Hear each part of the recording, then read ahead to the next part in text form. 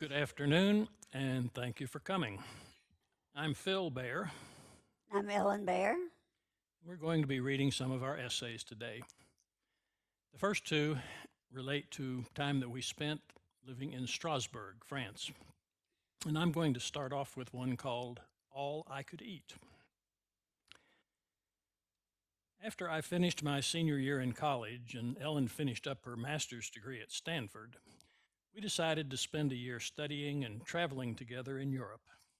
France was her first and only choice, and my first and only choice was to be with her. We knew we didn't want to be in Paris, too expensive and too full of American students and tourists, so we threw a dart at the map and headed for Grenoble, a ski resort town with a good foreign students program. But the first thing we saw as we got off the train was wall after wall plastered with posters proclaiming Faute de chambre, faut-il quitter Grenoble? Which translates as due to the lack of rooms, will we have to leave Grenoble? And the answer was oui, which translates as yes. In the spirit of égalité, France had recently done away with the qualifying exams that up until then had directed about 70% of secondary school students into trade school apprenticeships, and the universities were thus opened up to all who wanted to attend, resulting in student numbers hugely in excess of the number of places available for them to live. We gave up searching for a room after a couple of days and threw another dart at the map, this time hitting Strasbourg, a city that we both knew nothing about, except that it wasn't a ski resort town and it also had a good foreign students program. When we arrived at that train station, we were encouraged by the absence of posters, and after a few days of searching, we were able to rent a room with a memorably disdainful woman we called Madame. Except for telling us that taking more than one bath per week was both unhealthful and forbidden, she pretty much left us alone. Although within the university walls the only language was French, because Strasbourg is in Alsace-Lorraine and its nationality has shifted back and forth between France and Germany many times during its history, German was the language we heard most often on the streets, and the cuisine was enthusiastically German. We couldn't afford to eat out more than occasionally, and when we did, we went to an inexpensive family style restaurant in the old part of town, where arched bridges cross the canals that lead to the Rhine River, and where old men use long bamboo poles to cast tiny hooks baited with tiny worms to catch tiny fish. In this restaurant, no matter what else one ordered, the meal began with a tureen of potato soup, savory with onions and leeks, and a tray of bread. We always ordered choucroute garni, the specialty of both the house and the region. Served on a large platter, this was a mound of steamed sauerkraut, surrounded by heaps of boiled potatoes and topped off with 5 or 6 kinds of pork, none of it lean and all of it delicious, with a large jar of mustard on the side. I was a voracious eater in those days, and on our first visit, after Ellen had eaten her fill, I finished off the platter, and the waitress expressed her approval of my appetite. We went back every couple of weeks, always sitting at the same table and being served by the same waitress. And after our third visit, Ellen remarked that the serving was getting bigger. She was right. It was, and I was both delighted and challenged. Game on, and I could only be a winner. On our last visit, we told the waitress that it was time for us to say au revoir to Strasbourg. I thanked her for taking such good care of us and ordered our final platter of choucroute garni. She struggled a bit getting it out of the kitchen and onto our table. A mountain of sauerkraut with a peck of potatoes, plus about a half a pig of chops and extra sausages, and even a bigger jar of mustard. And I tried, really tried, but just couldn't do it. The cook came out to watch, and I'm pretty sure there was some wagering going on back in the kitchen. When I finally gave up, pushed back from the table, and announced that I had eaten very well, there was satisfied laughter all around. I don't know if they thought of it as an all you can eat restaurant, but it surely was for me that night. And I wonder sometimes whether the kind waitress ever thinks back to those dinners and remembers the student with the big appetite. Who knows? Maybe I'm on somebody's list of legendary eaters in the Shukru Garni category.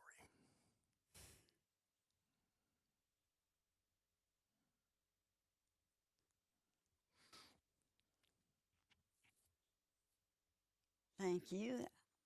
I'll continue in the same place in France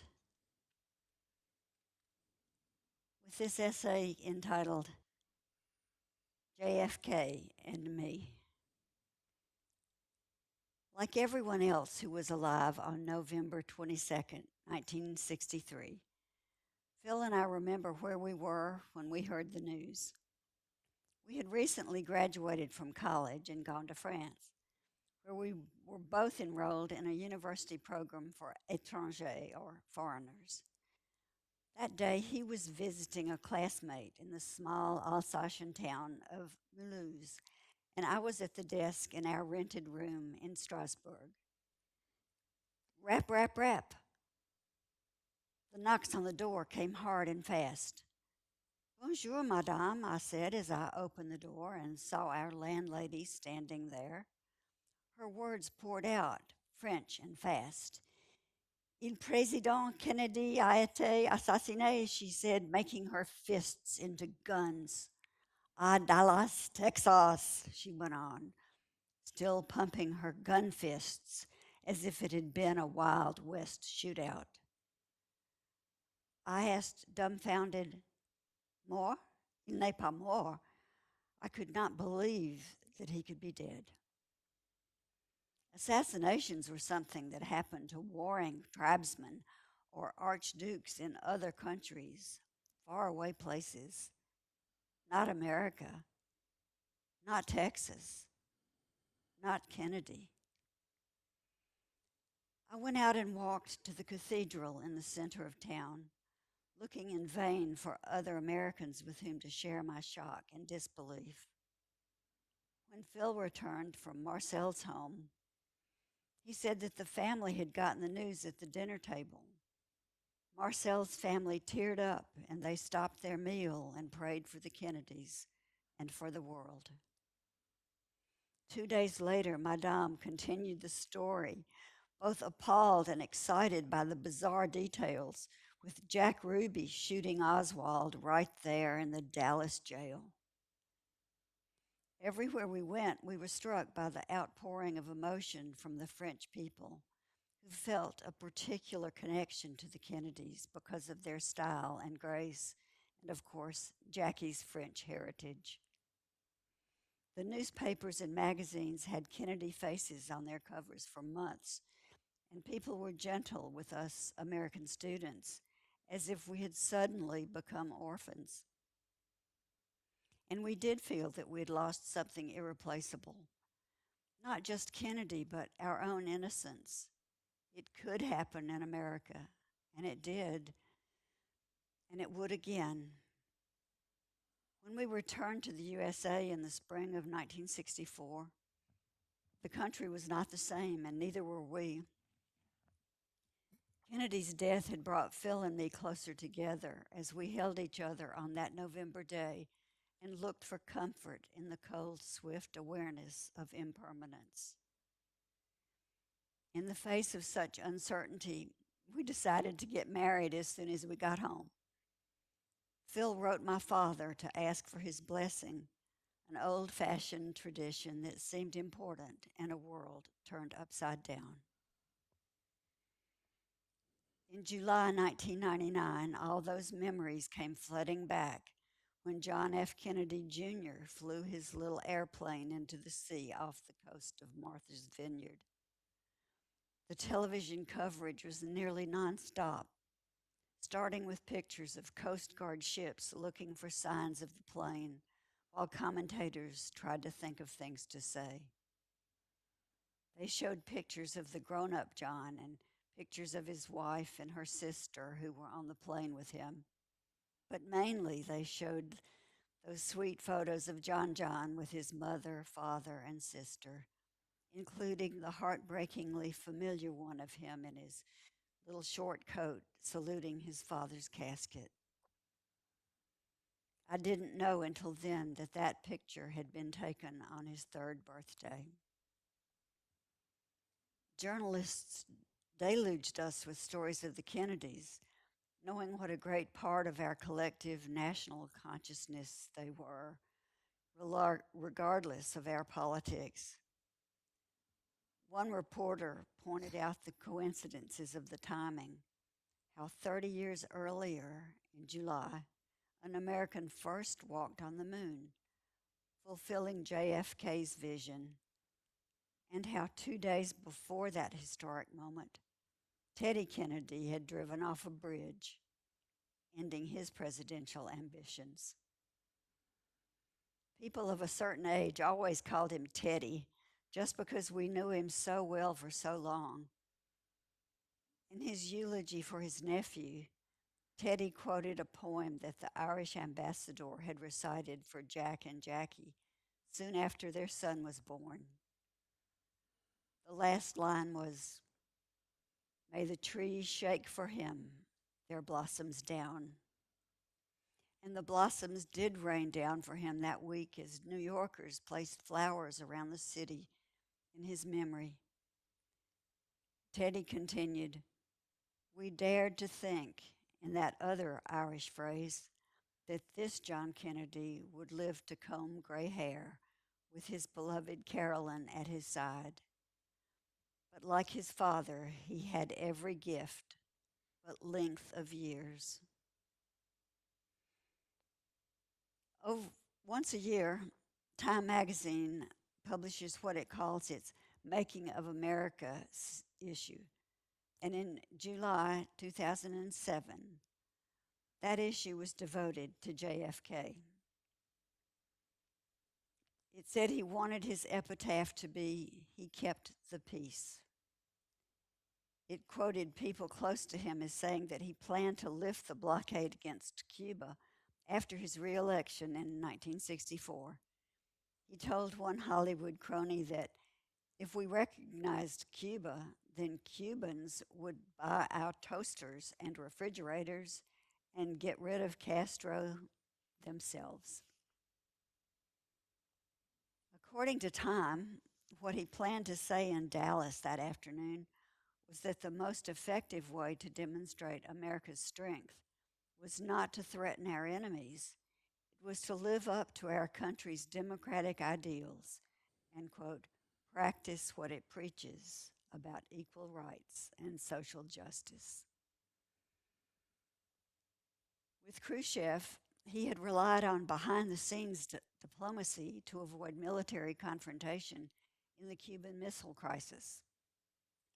When Khrushchev got word of Kennedy's death, he wept in the Kremlin and later wrote in his memoir that he believed the two of them would have been able to broker a peace if Kennedy had lived. Dashed hopes and failed dreams have been as much a part of the Kennedy legacy as eloquence, ambition, and enduring public service. Teddy was the only brother who lived to comb gray hair. When he died in August 2009, I felt myself drawn to a photo we have on the wall that shows candidate J.F. Kennedy in animated conversation with Phil's parents in Huntington, West Virginia. At the time, Phil's dad, a lifelong Democrat, was playing a key role in Kennedy's West Virginia campaign. It's a candid shot, and they all look happy and relaxed. Phil's mom, then a Republican, is clearly captivated by the young senator from Massachusetts. The brick wall behind them in the photo shows ivy vines and a window air conditioner, as much a sign of the times as Phil's mom's round pillbox type hat. This photo hung on the wall with other family photos in every one of the many homes of my in-laws, who both outlived JFK by some 40 years. When Kennedy won the election in 1960, I was a junior in college and a student in France for the first time. I was discovering the wideness of the world and seeing it through the eyes of people who loved our country and our new president. It was a good time to be an American in Paris or anywhere else in France. Not long afterward, I realized that it wasn't just the French who loved Kennedy. A few years later, Phil and I were going by ferry from a town on the eastern coast of Italy to Athens when the boat stopped at one of the small Greek islands. With a Greek passenger who knew English, we went for a quick breakfast of fish and olives at a nondescript cafe not far from the dock. The owner slash cook and his wife spoke no English, but the pictures of Jack and Jackie on the wall spoke volumes. When they discovered that we were American, he jumped up and pointed to the pictures with a flourish and a sound like the Greek version of ta da! And she put a coin in the jukebox to play Never on Sunday. They both stomped and clapped and gave us more olives. On a more recent journey, Phil and I were walking around a neighborhood in a small Costa Rican town where we were surprised to see a stone bust of Kennedy in someone's front yard with the text of his Ask Not speech engraved on the base in Spanish. He was not just ours, he belonged to the world. I still miss the hope and promise of 1960 when JFK was young and I was younger and we were both immortal. And I can't help but wonder what, what the world, excuse me, I can't help but wonder what the world might be like today if a misfit with a gun hadn't changed our future back in November 1963.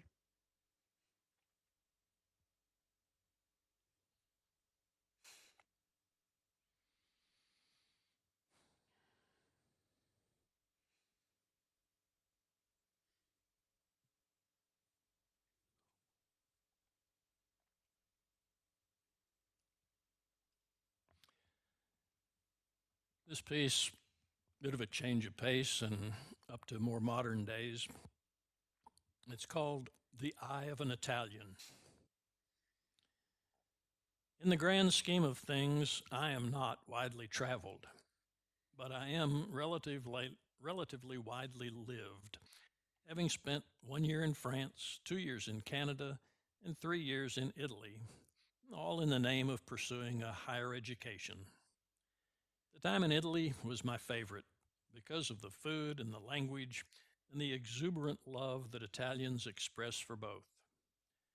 I arrived in Milano knowing only a few words of Italian, but I had studied French in college and lived for a year in France, so I knew what words were important to learn right away and which ones could wait. I call it my getting the laundry done approach. First, identifying words and phrases that are essential for accomplishing and obtaining necessary things in daily life, then layering on an expanded vocabulary to deal with less common situations, and finally adding words and phrases that add polish and style to sound more like a native speaker. Italian is a beautiful language and, for an English speaker, an easy one to learn. In the laboratory where I was working, nobody spoke English, so I was immersed from day one in Italian, and progress was rapid, if fatiguing. By the end of the week, on the bus ride home, I could feel Italian pushing French down and out of the way in my brain as my third language took over the space previously occupied by my second. I have an ear for music and some ability to mimic, and after 40 years, I can still hear the voices of the speakers I'm imitating when I say certain words. Because of my Mina Bird approach to learning the language, after 2 years in Italy, I was a puzzle for Italians. My accent was primarily Milanese, but I pronounced many words with the Roman or Florentine or deep Southern Italian accent of the person I had learned them from. And I was asked on several occasions just what sort of Italian I might be. And I was so oddly proud, so inexplicably pleased with myself when that happened. I simply loved speaking Italian, and I found that I liked myself better as an Italian speaker than as an English speaker. I was more charming, more animated, less inhibited, just nicer somehow. When speaking Italian, I was expansive and thoughtful, happier, more likely to smile and laugh. Somehow the language, the rhythm, the associated gestures, and the theatricality all came together to let a different version of myself come forward. And I liked that Italian speaking self much better than the standard English speaking one. But despite finding that my better self resided there, Ellen and I never gave any real consideration to staying permanent in Italy. When our then 6 year old son, Ethan, who had left the USA when he was 2, came home one day and told us that when kids ask me what I am, I tell them American, but I don't really know what it means. Now, we realized that it was time for the boys to reclaim their American identity, and opportunities for career development for both of us were in the USA, not Europe. So we left Italy, and Memphis was home for the next 11 years, followed by North Carolina. In all, more than 20 years passed without any opportunity to speak more than a few words of Italian, without any chance to spend time being that nicer version of myself. My work in North Carolina involved a fair amount of travel to visit laboratories and attend meetings and conferences in the United States and England, and occasionally in Europe. One of the projects that I worked on focused on a drug used in the treatment of diabetes, trying to find ways to conduct experiments that would predict the drug's good effects relative to its problematic side effects. I identified a researcher in Quebec who was using an experimental model that had potential to be useful, and I scheduled a trip to visit her laboratory. In the days leading up to the trip, I spent a lot of time getting my French back up to speed, just in case I needed it to converse with the Quebecois. I would make speeches in French in my head or ask and answer questions, anything to get myself to think in French. And I felt myself regaining a good level of fluency. I flew to New York, transferred to Air Canada, and was seated in the emergency exit row. The flight attendants came by and asked if I spoke either English or French, because in case of emergency, those were the languages in which they would give instructions, and regulations did not permit occupancy of those seats by anyone who did not speak one or the other. After I assured them that I did, they moved across the aisle to the other emergency exit and asked the same thing of the man, woman, and child seated there. I had earlier overheard those three speaking Italian, and it was immediately apparent that they spoke neither of the requisite languages. As the attendant struggled to explain why they would have to change that they would have to change seats and why, I turned and watched the scene, making eye contact with the man. And he immediately said to me, "Ma lei parla italiano, vero?" Which means roughly, "Excuse me, you speak Italian, don't you?" And I responded smoothly and with a perfect accent, "Oui, je parle italien," which does mean, yes, I speak Italian, but I was saying it in French. I stumbled to recover,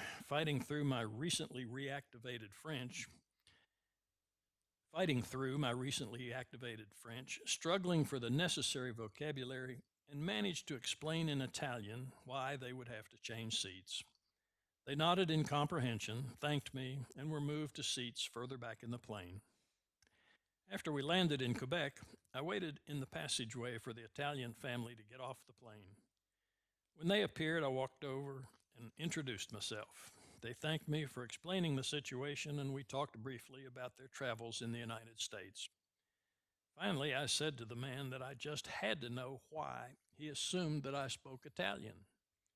And he responded, perché lei ha l'occhio d'un italiano, which means because you have the eye or the look of an Italian.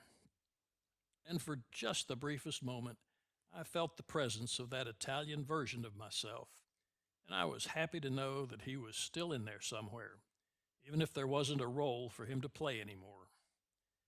I wonder if that Italian speaking version of myself will ever learn to speak English.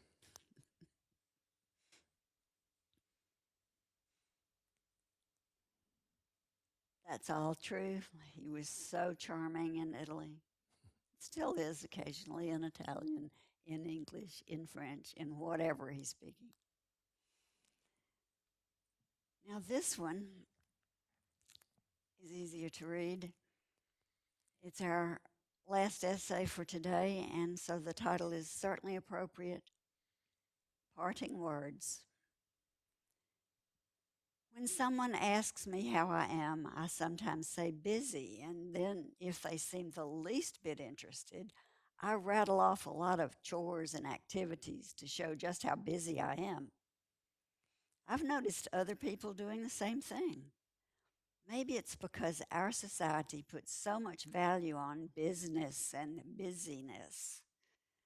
We're encouraged to learn multitasking or doing several things at once, even if it means that we don't do any of them very well.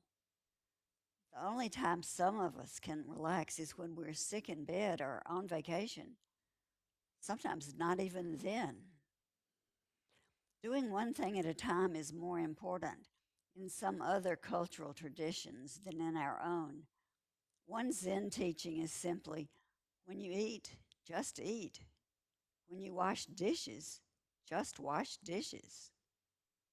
Think about it, eating without talking or reading or watching TV, washing dishes without watching TV or listening to the radio or making a to do list for tomorrow. We're so used to doing one thing and thinking about another that being fully present to one activity at a time isn't easy. It doesn't mean consciously thinking about the activity either. It means paying attention to what we're doing without talking to ourselves about it.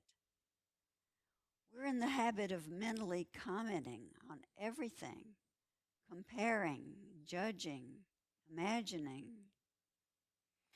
In the teachings of Don Juan, published in 1968, the Native American guide Don Juan tells his student, "You talk to yourself too much. Everyone does. We maintain our world with our inner dialogue." He goes on to present an interesting idea that the world changes when people stop talking to themselves. That's because we all perceive the world according to our own stories of how things are and how they ought to be. What happens when we stop and let our minds be still? According to Buddhist monk Thich Nhat Hanh, and this is his quote, "We don't have to go anywhere to obtain the truth. We only need to be still, and things will reveal themselves in the still waters of our heart." Catholic monk Thomas Merton states, "Life is this simple. We're living in a world that is absolutely transparent, and the divine is shining through it all the time. But can we see the divine shining through when we're rushing around? Perhaps stillness is the key here too."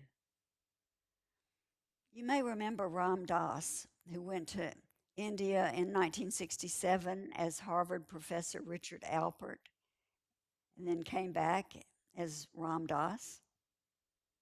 He says that we're fascinating by words, but where we meet is in the silence behind them.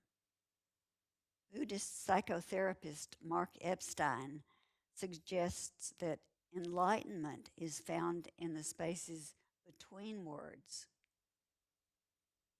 behind words, between words. Okay, that's enough words for today. But thank you for listening. Thank you all for coming. Thanks for watching. Bye bye.